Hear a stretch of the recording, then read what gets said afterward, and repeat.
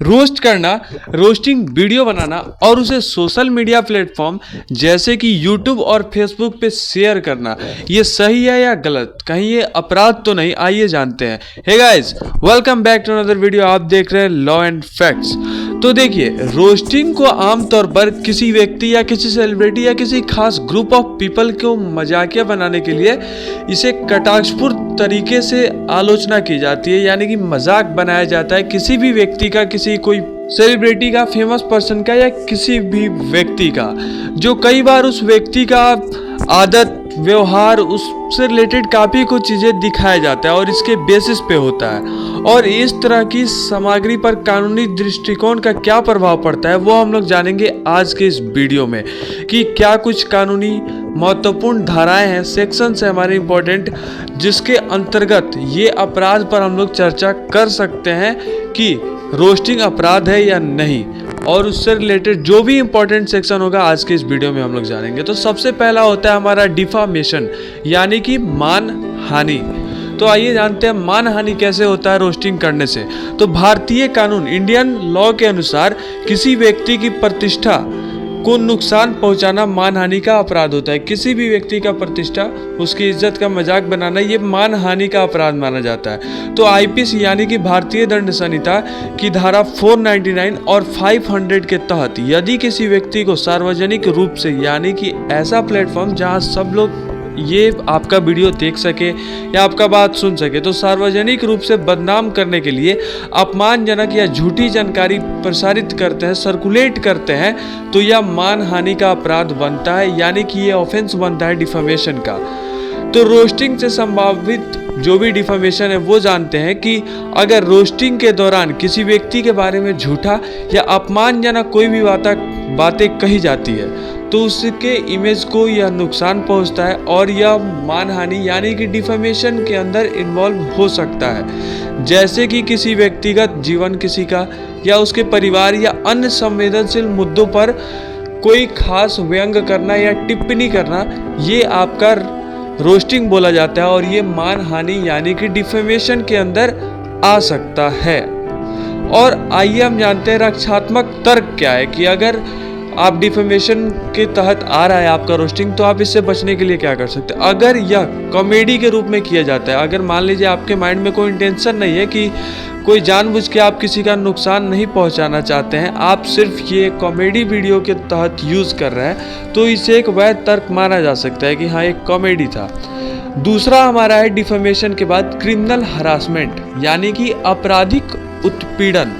आइए जानते हैं क्रिमिनल हरासमेंट कैसे हो सकता है। तो जब किसी व्यक्ति को लगातार मेंटली रूप से उसको टॉर्चर किया जाए, उसको परेशान किया जाता है या उसे किसी वीडियो के माध्यम से अपमानित किया जाता है, तो वह उत्पीड़न के तहत आ सकता है, यानी कि वो हरासमेंट के तहत आ सकता है। तो भारतीय दंड संहिता यानी कि आईपीसी का सेक्शन 354D के अनुसार किसी व्यक्ति के साथ लगातार उत्पीड़न या उसे मानसिक रूप से परेशान करना अपराध है।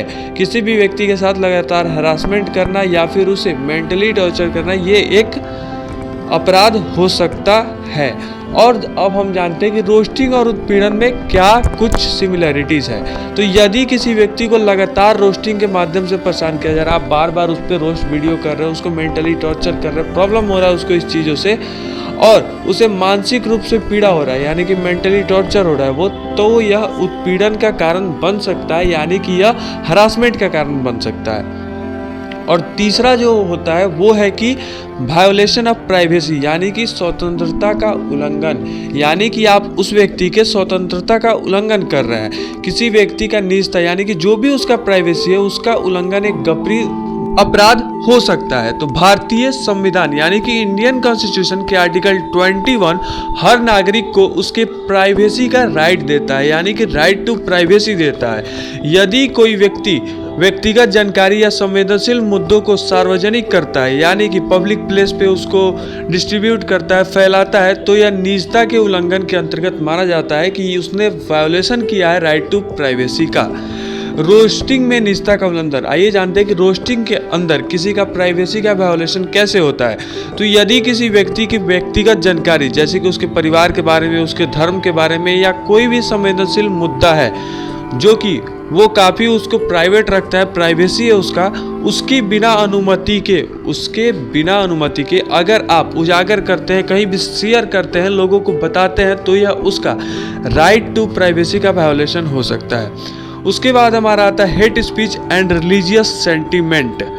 आइए जानते हैं कि रोस्टिंग में hate speech and religious sentiment कैसे लगता है। तो भारतीय कानून के तहत किसी की धार्मिक या नस्लीय या सांस्कृतिक भावनाओं को आहत करने का हेट स्पीच के अंतर्गत आता है। किसी का भी उसका धर्म, उसके नस्ल से रिलेटेड कोई भी आप टोन करते हैं तो ये हेट स्पीच के अंतर्गत आता है। जैसे कि आईपीसी की धारा 295A के तहत किसी व्यक्ति को धार्मिक भावनाओं को जानबूझकर आहत करना अपराध होता है, यानी कि ऑफेंस होता है। अब हम लोग जानेंगे रोस्टिंग से कैसे रिलेट करता है हेट स्पीच।